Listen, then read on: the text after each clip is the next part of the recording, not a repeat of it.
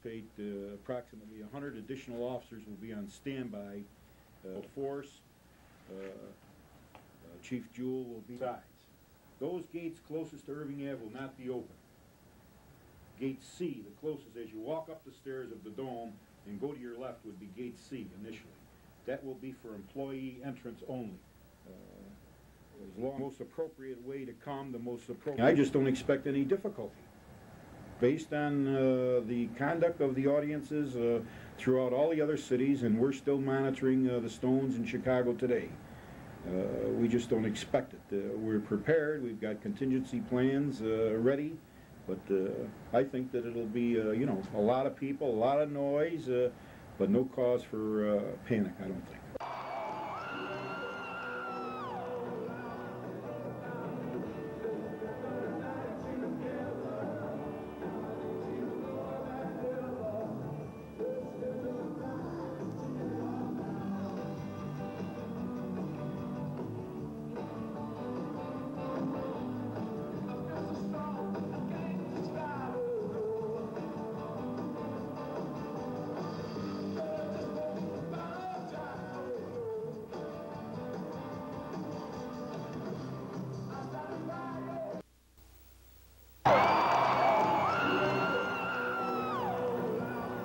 Rolling Stones like to go all out when they perform, and they like rest and privacy when they're off stage. After playing to a packed house in Chicago last night, the group and its big entourage flew into Hancock Airport early this morning in this chartered 727 jet. From there, a ride to the Marriott Hotel in East Syracuse, where 2 entire floors had been reserved. The band spent a good part of the day sleeping. The press agent who works with the group was upset that a location had been discovered. She told us everyone was exhausted from the tough schedule of the Rolling Stones nationwide tour. While they rested, stage crews were setting up at the Carrier Dome for the first of 2 concerts tomorrow night.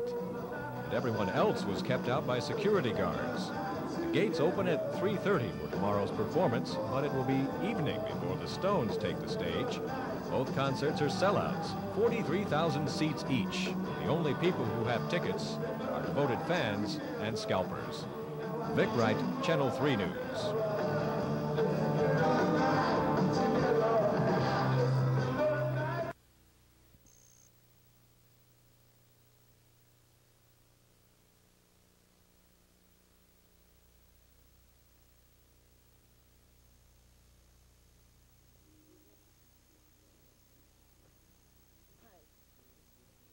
We're from Channel 3 trying to find them. Are they here? I have no comment. Are they not here? I have no comment. Well, then why can't we come in? I mean, if they're not here, is there any reason we can't come in? If you're coming here for the purpose of interviewing them, they're not interviewing. Okay? They're eating their Thanksgiving dinner.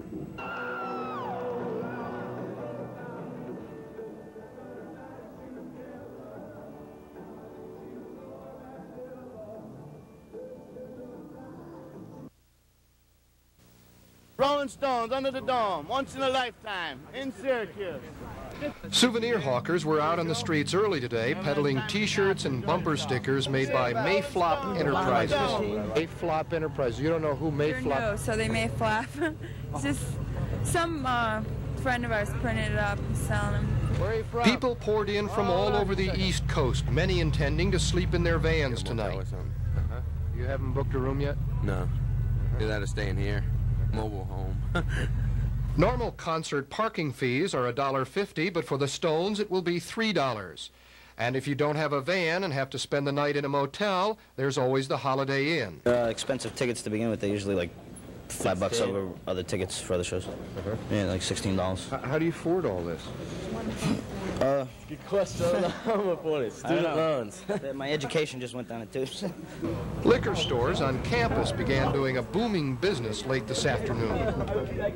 Here we are at a dark bulletin board in the university section. 2 tickets for the Rolling Stones. $150 will take both. Now this is illegal, folks. These fellows from Westchester County at the phone booth want to buy tickets. They came here assuming someone would be scalping. Well, there's Stones in the air today. Your official Stone Station 94 Rock, and to keep you covered all through the entire thing tonight and tomorrow. Radio stations like WSYR-FM, the so-called official Stones station, have been talking about nothing else for weeks. Syracuse weather for the show tonight. Look for cloudy skies. Things are going to get windy. This is not your normal rock and roll act. This is an institution.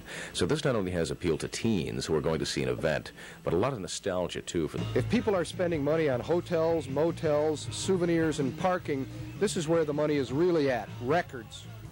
The sales in the last 2 weeks have been incredible. Of course, we've had the entire catalog on sale, too, which has really helped a lot. And we still do have it on sale. But like the new one, we're selling 100 of it a week, which is amazing for one album. How are the Stones getting to the Dome? Ken Tohofjan of Hill & Mitchell Limousine Service is one of the drivers. Well, I'm a little impressed, yes. But mostly it's just a job.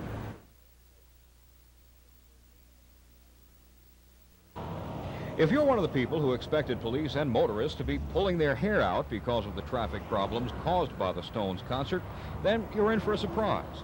Even as the Dome doors opened at 3:30, traffic in the Dome area was not only manageable, but being managed quite well. Of course, a lot of people from this area parked at the Manley Fieldhouse or other lots in the area and took the shuttle buses. But people from out of town, and there were a lot of them, who are unfamiliar with our way of doing things, parked downtown and braved the chilly afternoon winds to walk up. But no matter how they came or how far they came, everybody seemed as excited as a child on Christmas morning. Stones are great. Anyone would come anyone to see the Stones. What time did you leave Massachusetts? 8:30. This morning? Yeah. What kind of trip was it? It was good. We had a good time. Hardy trip. Yeah, was it worth it to see the Stones? Yes, definitely. The greatest rock and roll band. Young people are not known for their patience, and that showed clearly today. Rather than park and wait for the shuttle buses to start, many of the kids just decided to hoof it. Police Chief Thomas Sardino is being proved right. His traffic and parking plans, perfected over the last 2 football seasons, are working.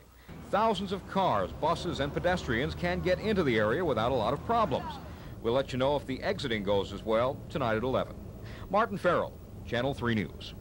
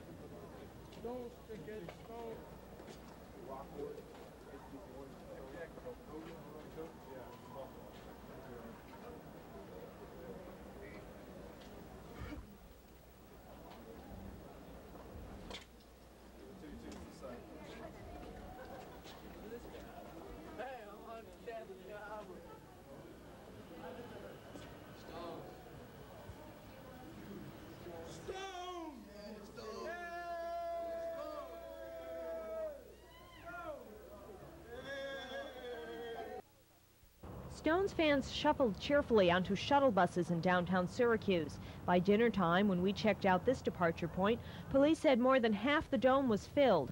Visitors from out of town said traffic was heavy, but they had no problem getting into town. Came off exit 39, drove right here, got in the parking lot. Did you find a space right away? Yeah. Oh, yeah. No problem. Bus aide said concert-goers were arriving in small groups, avoiding big pileups and long waits at the bus stops. Veteran Dome event workers said moving people to this concert was easier than for other Dome events. It's been a lot smoother, a better crowd. They're more polite. Up on the hill, fans trooped into the dome in orderly fashion. Police said many people parked downtown and walked up the hill. Police at the command post set up opposite the arena were relieved by reports from their patrol units that everything was running smoothly, but they were taking no chances. A salt truck equipped with a plow stood ready to work the hilly access roads in case the weather changed suddenly. By 7:30, traffic coming up Irving Avenue toward the dome had slowed to a trickle. Ticket scalping went on freely, but police said they received no complaints about it. Scalpers, they said, were having trouble unloading their tickets, and prices had plummeted to $5 apiece. Police said fans also were cooperating with the no liquor rule. We know that there were some people with bottles of beer that were stacked at the door. Instead of depositing them someplace, I guess they emptied them in an appropriate manner and just left the bottles outside. The Stones gave a rompin' stompin' concert inside the dome here tonight, but because Mick Jagger was reportedly upset about something Channel 3 News reported, we couldn't get inside to show it to you. When we got to the dome, we were told that all security personnel had standing orders to prevent us from shooting anything inside the stadium. No, I'm just telling you, there's no cameras allowed in here without a pass.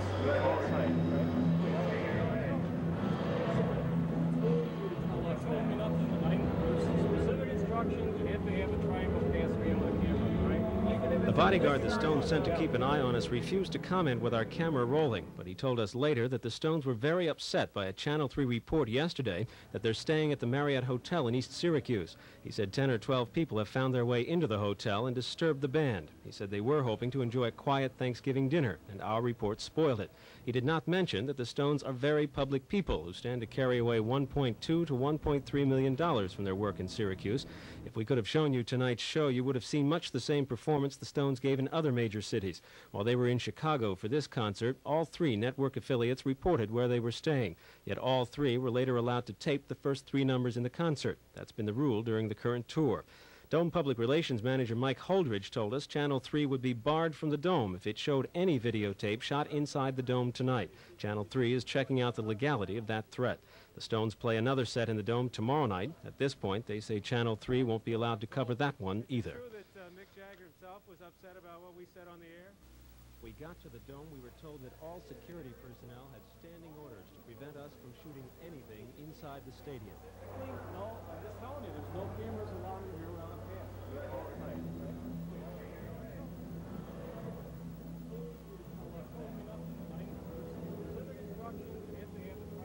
Unfortunately, in the heat of some activities such as the Rolling Stones, there has been some problems. And that's not something neither I nor the staff of the Carrier Dome like to see happen. I regret that inconvenience. Unfortunately, there are times when you reach a point that you can't control everything in one of these things, and hopefully a lesson's been learned from this experience, and it won't happen again. Period. Period.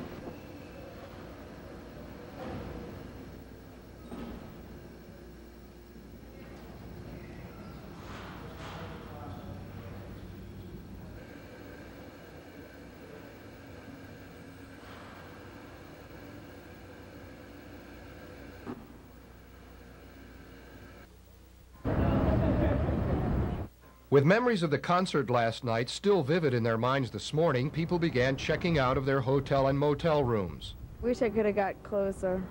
Yeah, we're down on the floor. Couldn't really see because we were on the floor and we couldn't see them, but we had to stand up on the seats and we got to see them a little bit. When we went up higher, it was better than being down on the floor because it was just so crowded and on all one level. And the sound was good. Paper said there was a lot of marijuana smoke in the air. That's to be expected at concerts. Yeah. Did it bother you? No. No, we're from the city, and it was a lot quieter here and a lot less smoking. Some more controlled than say at the Garden, because I went to see them at the Garden a long time ago, so it was wild there. Here it was so controlled, had everything. The security it was really clean. In city police court this morning, 9 people faced charges ranging from drug possession to resisting arrest to disorderly conduct. 19-year-old Mark Gibson of Westchester County told Judge James Anderson he was not attempting to crash the gate last night. He just wanted to see a friend inside the dome. But two members of the T-shirt squad removed him, and in the process, he got bruised and cut. I would like to know whether you felt you were mishandled by the security police. No, I don't think it was. I don't think You won't say that? No, I won't. Judge Anderson adjourned Gibson's case and put him on probation for 6 months. Others were not so lucky. Here at the Holiday Inn downtown, where the Stones road crew and Molly Hatchet spent the night, they removed the furniture from the lobby. Today's big problem was getting people out of the rooms and getting the rooms cleaned up for the second wave to arrive.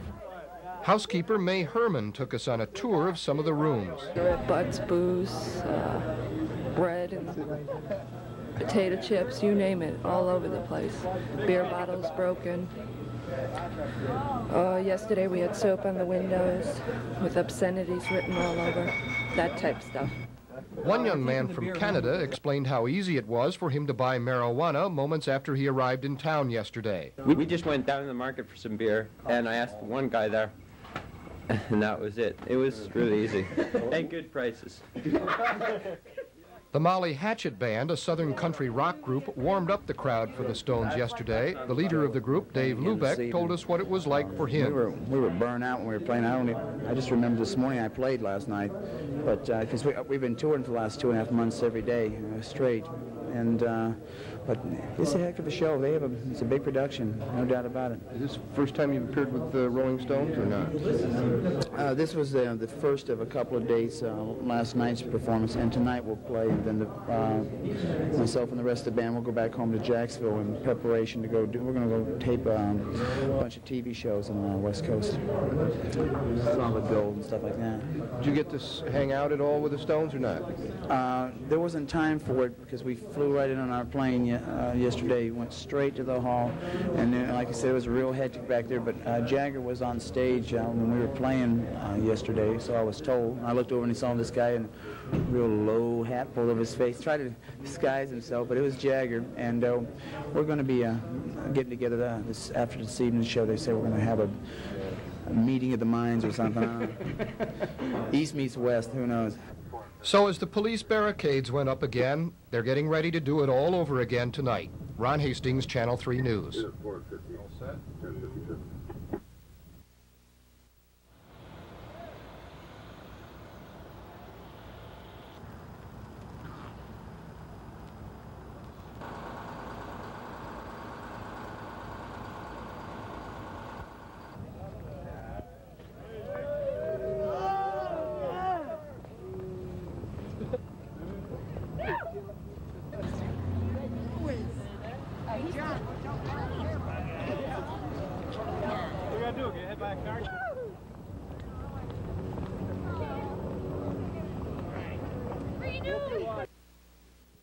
Unfortunately, in the heat of some activities such as the Rolling Stones, there has been some problems.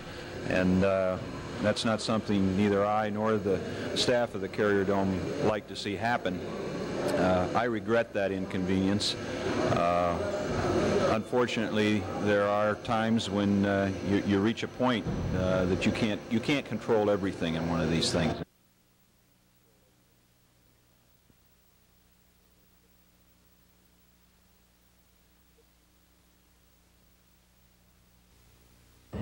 The idea.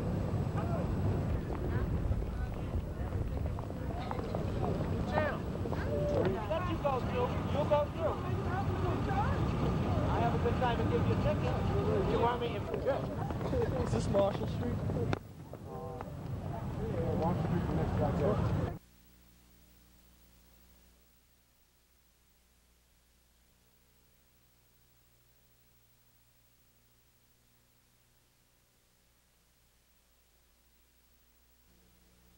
They went from the stage right to the airport and were probably airborne before the last of the crowd got out of the dome.